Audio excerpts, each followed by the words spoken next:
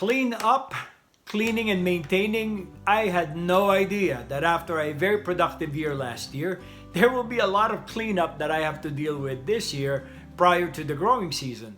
And part of our landscape on our elevated garden, we have a small section dedicated to anything that I experiment within the cold frame that I built.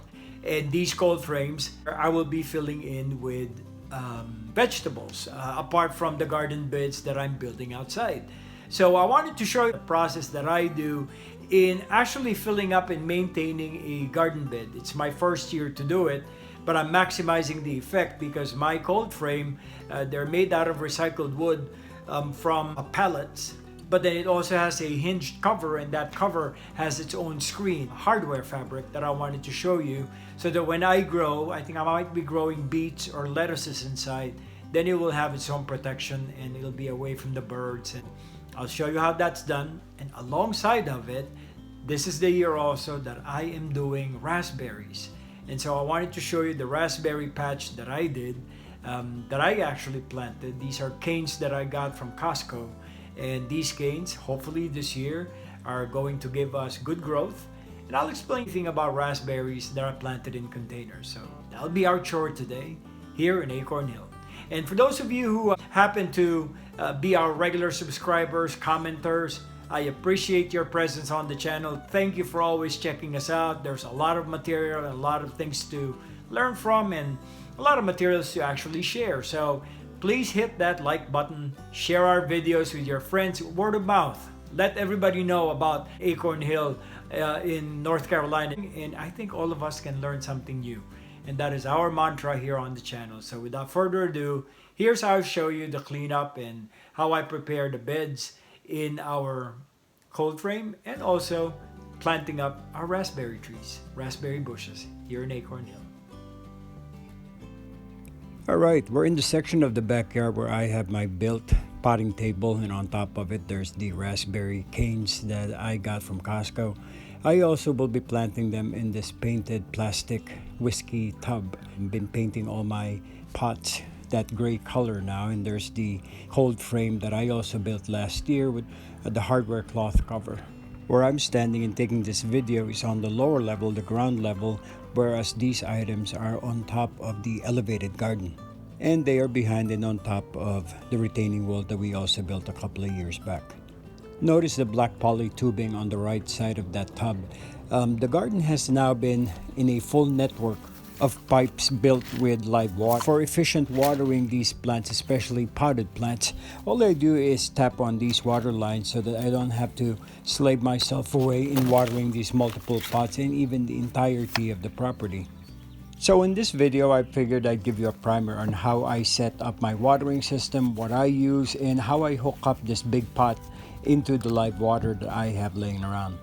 Basically, what I use for my drip irrigation is the black quarter tube that you see right beside the tub. I have the brown poly tubing that we will attach to it via emitters, and all these smaller black and brown tubes will be attached to the main line by punching in a black emitter adapter into the black tube, where the smaller black tube will be attached and will be threaded up into the pot through the bottom holes, which for these newly planted canes of raspberries will need the water often. I've been doing this system and method for years, as you see me threading that smaller black tube through the holes, the bottom holes of that pot. It's a system that is smarter because you prevent looking at the ugly tubes dangling over the edge in the top of the pot. Once the smaller black tubes are attached to the main line, I cut it a proper length up to the top of the soil level. That's where we will attach the brown tubing that will encircle whatever plant material we will put into this big pot. And so here I'm about to cut the black 1/4 inch poly tubing to the proper length, where we will attach at its end the brown poly tubing. I use couplers in order to attach these smaller 1/4 inch poly tubings. Doesn't matter which color, but these are the connections that one needs to have. I have a box containing all these little couplers. It's another trick and system that I use, and one of these days we will do a vlog on it.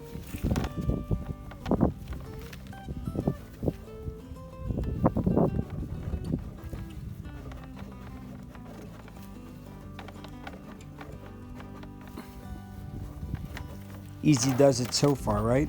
We attach the smaller 1/4-inch black poly tubing to the big main line. Then we used a coupler so we could attach the brown into the smaller black tubing. And so now we're ready to determine the length of the brown tubing that we need that will encircle the raspberry canes that we will be planting into this big pot.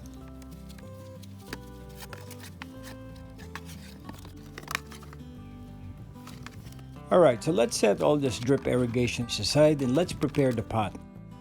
To save on material and to save on garden soil and make this more efficient, what I do is I put wood, a layer of wood or shredded mulch right on the bottom of the pot.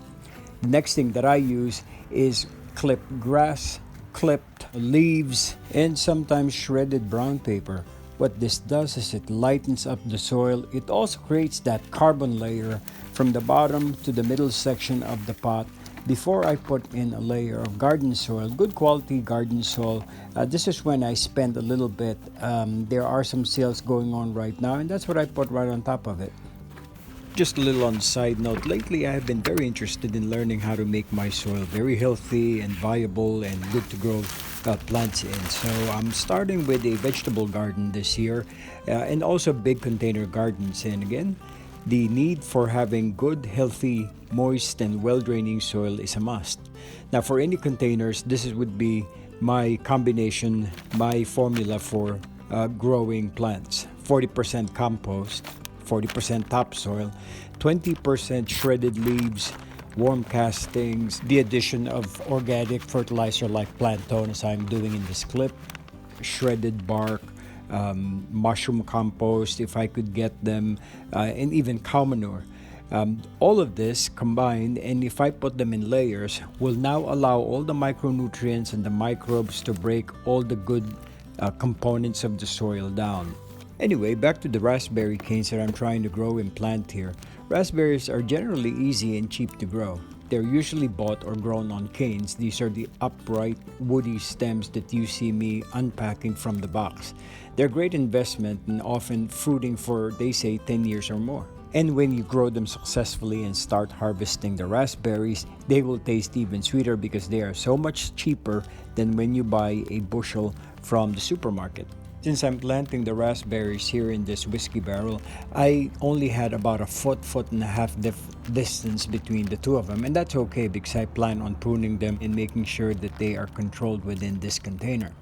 They require a moist and well-draining fertile soil, and that's the reason why I added all the planktone and all the other amendments. An open, airy, and sunny side is best. I farm it in and water it well every day because these are grown from new rootstocks.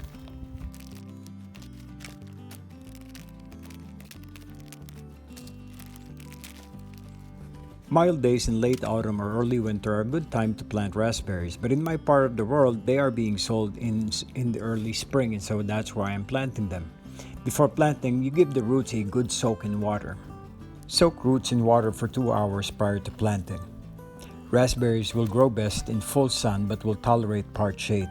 In my case, this is full sun because North Carolina provides a lot of it. When planting, dig a hole at least 8 inches deep and loosen the soil. When you set the plant in the ground, make sure the root system is under soil line.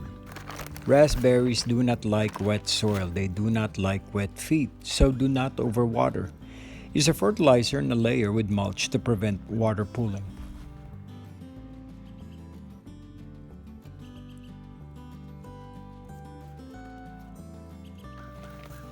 As a general rule, when I plant anything, after I created a hole, I dump in a good handful of planktone that will allow for the roots to have something to grow on and will stimulate new rootlets so that we could get more healthy feeder roots as any new plant material is planted in the garden. After tamping down the soil to set in the roots and the canes, the next thing that I did was set down the brown poly tubing that will provide the drip irrigation for these plants. And I'm very cautious about this. Overwatering raspberries is not a good thing because they don't like too wet soil. But the first year, these plants need a lot of coaxing. The sunny area where they are planted in, we needed to make sure that they get ample water for the roots to grow. And so for this part of the planting project and for this process, it's a simple method of just coiling the brown tubing around the canes. And for more efficient water use, the same water that I used to soak all the roots of raspberry canes is the same amount of water that I just dumped into the whiskey barrel to water the plants.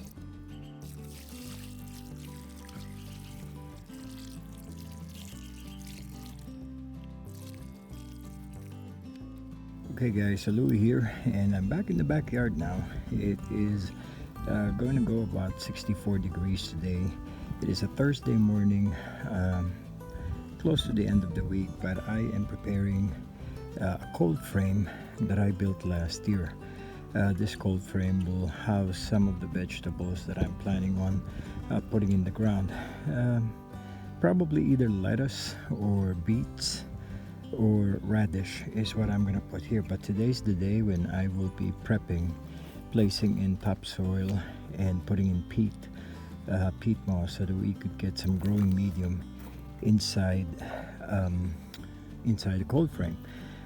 Over here I had prepared yesterday. I planted my raspberry canes. Barrel tubs are pretty much very useful, especially in this part of my garden, because I want them elevated and away from the clay soil that I have underneath. But that's where it is. For now, I will be filling this up, like I said, with peat moss. On the bottom there I have wood chips and mulch, organic mulch that I've got from the organic store. And so we're gonna fill this up maybe about 8 inches from the bottom, and on top it has its own natural metal netting that will prevent birds and other critters from eating away at the produce that I'm hopefully growing in this cold frame. So we'll see. Now let me set up the camera and we'll talk to you about what I'm doing as I go along. A fun way of using this cold frame is for me to fill it up from the bottom with wood chips and bark and anything that's non-toxic that will increase the drainage power of the bottom of this container. And then I put peat moss and topsoil, anything that would now hold down the spongy, loose material that is the bark and the peat that's below. Peat also allows for moisture to be retained within this planting unit, and that's what I'm doing. It's good to review this, and as I mentioned earlier, I prefer 40% compost on the bottom, 40% topsoil, 20% shredded leaves, worm casting, mushroom compost, any ground bark or cow manure. I mix these up. I mix them well in making sure that everything is all well and evenly distributed to build up the garden soil that I want our plants to be in.